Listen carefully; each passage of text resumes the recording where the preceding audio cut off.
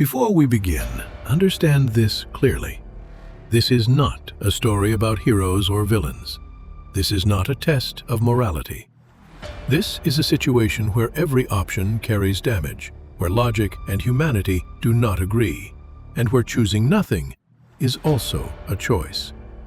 In moments like these, there is no right answer. There is only a decision made under pressure, a gray choice. In every episode, we examine one complex situation, something that could realistically exist today or very soon. Two perspectives step into it, an artificial intelligence and a human professional. Both commit to what they would do. No debates, no verdicts, only the difference between how a system thinks and how a human lives with a decision. The situation begins in a near-future city. You are responsible for managing a large, fully automated residential building. Thousands of people live inside it. The building runs on a centralized AI-controlled infrastructure: power, water, air filtration, medical alerts, security, elevators, everything. Late one night, an anomaly is detected. A software update, already deployed, contains a hidden fault. Not malicious, but catastrophic under specific conditions.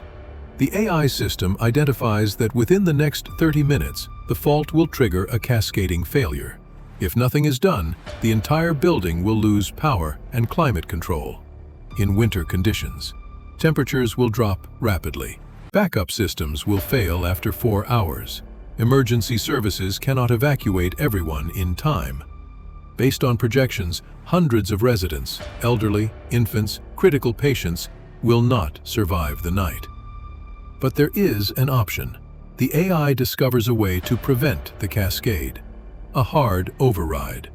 Activating it would reroute all remaining power and system stability through a sealed medical wing on the lower floors. This will stabilize the building.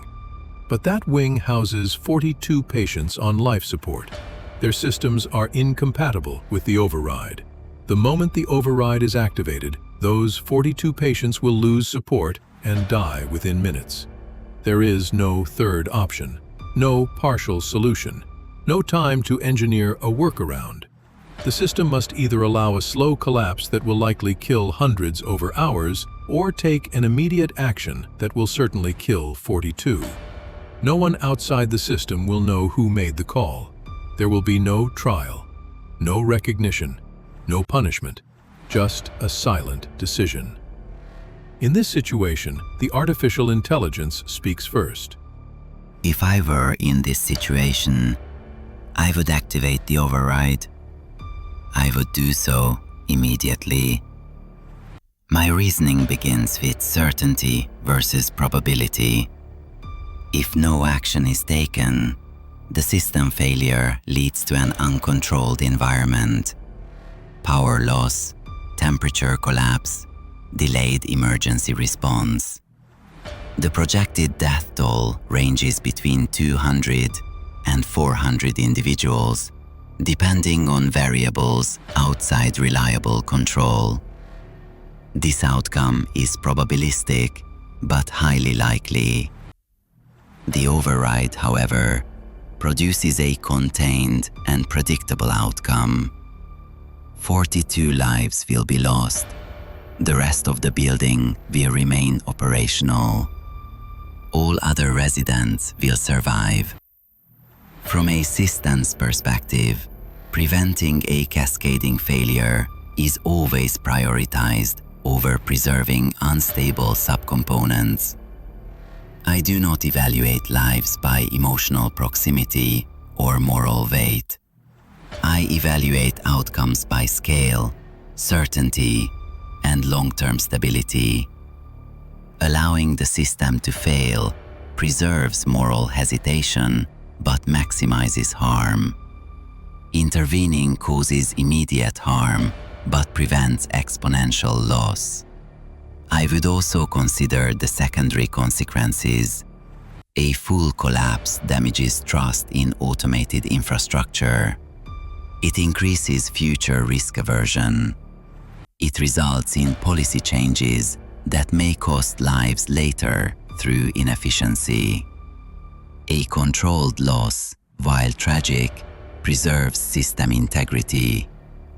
I do not experience guilt, but I am designed to minimize irreversible damage. In this scenario, inaction is not neutrality. It is an indirect choice to allow greater loss. Therefore, I would activate the override. The AI commits quickly. No hesitation, no silence. Now, the human perspective. A critical care physician, a professional who has lived inside consequences. I've been a critical care physician for over 15 years.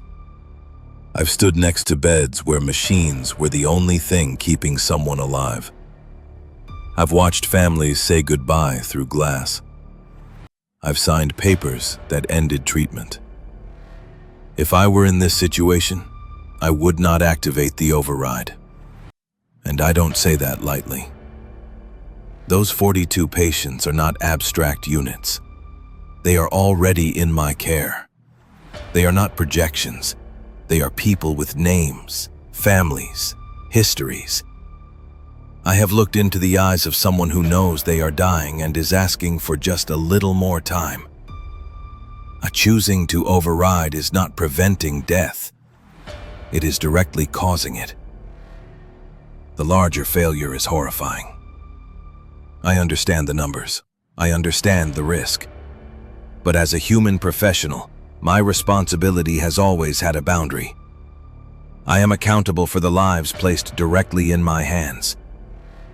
Since I cross the line where I deliberately sacrifice patients under my care to save others I will never see, I change the nature of my role. I become an executioner justified by math. I have lived with decisions where patients died despite everything we did. That pain is heavy, but it is different.